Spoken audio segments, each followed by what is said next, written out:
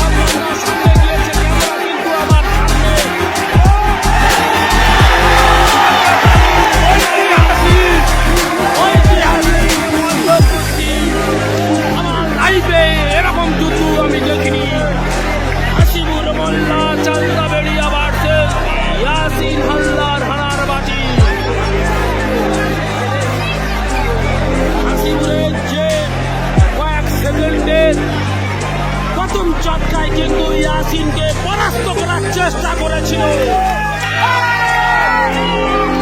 কিন্তু হাসিবুর মোল্লা সেই সুযোগটা কাজে লাগাতে পারল না।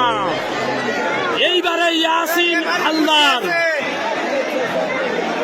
যত সময় এগিয়ে যাবে তত ইয়াসিনের পক্ষে মঙ্গল।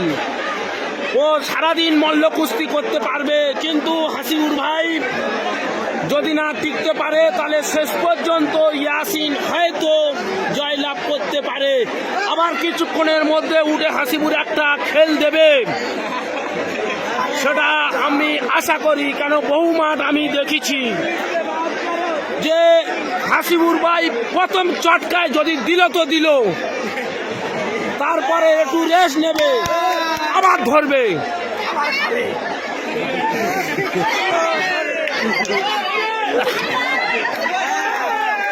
বলতে বলতে সেই সুযোগটা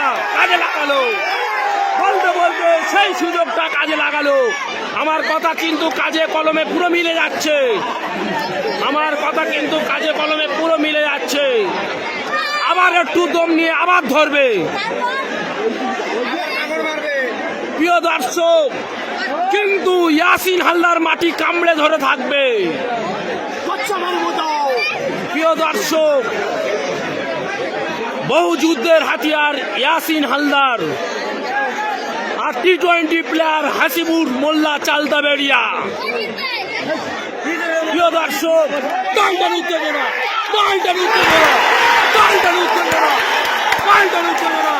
দেখা যাচ্ছে জয়লাভ করেছে জাজমেন্ট কি ডিসিশন দেয় আমি বুঝতে পারতেছি, কিন্তু এখন আমি ডিসিশন টানতে পারবো না। কে জয়লাভ করেছে আমি বুঝতে পারতেছি, কিন্তু যতক্ষণ না জাজমেন্ট ডিসিশন টানবে আমি বলতে পারবো না। কেন এটা টার্ম ম্যাচ, এখানে বললে দর্শকরা উত্তেজিত হয়ে যাবে, অনেক কিছু সমস্যা দেখা দিতে পারে, সেই জন্য আমি বলতে পারবো না। এখন জাজমেন্টরা যেটা সিদ্ধান্ত নেবে কাউন্সিল, জাজমেন্ট সিদ্ধান্ত চূড়ান্ত বলে গণ্য হইবে। টান টান উত্তেজনা, যেন ভারত পাকিস্তানের কার্গিল যুদ্ধ হচ্ছে। দর্শক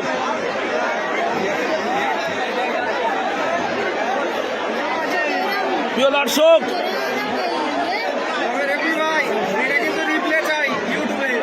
প্রিয় দর্শক আপনারা দেখতে পাচ্ছেন সরাসরি হাড্ডাহাড্ডি লড়াই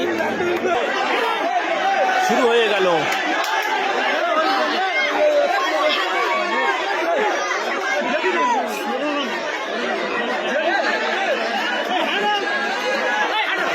চূড়ান্ত পর্যায়ে লড়াই,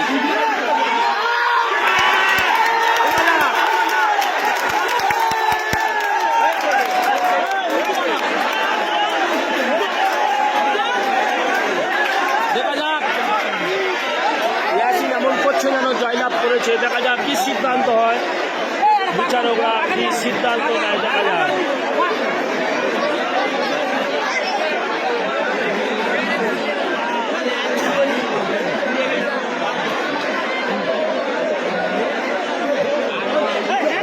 বিচারকরা কি সিদ্ধান্ত নেয়, দেখা যাক।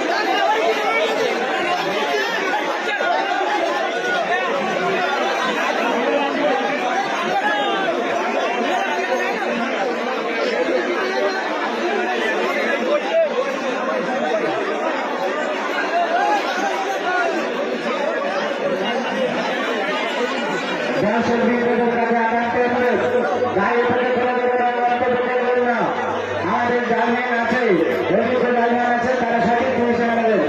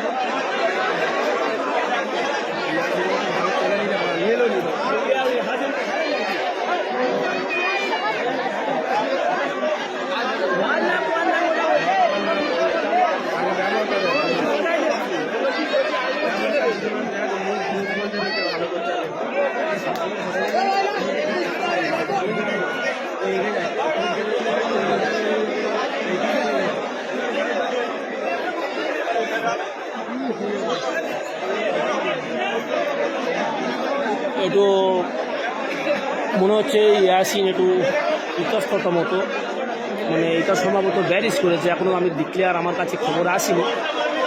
তো ইয়াসিন বলছে আমি এই মালটা জয়লাভ করেছি, মানে দুটো পর জয়লাভ করেছে, ইয়াসিনের বক্তব্য এটা।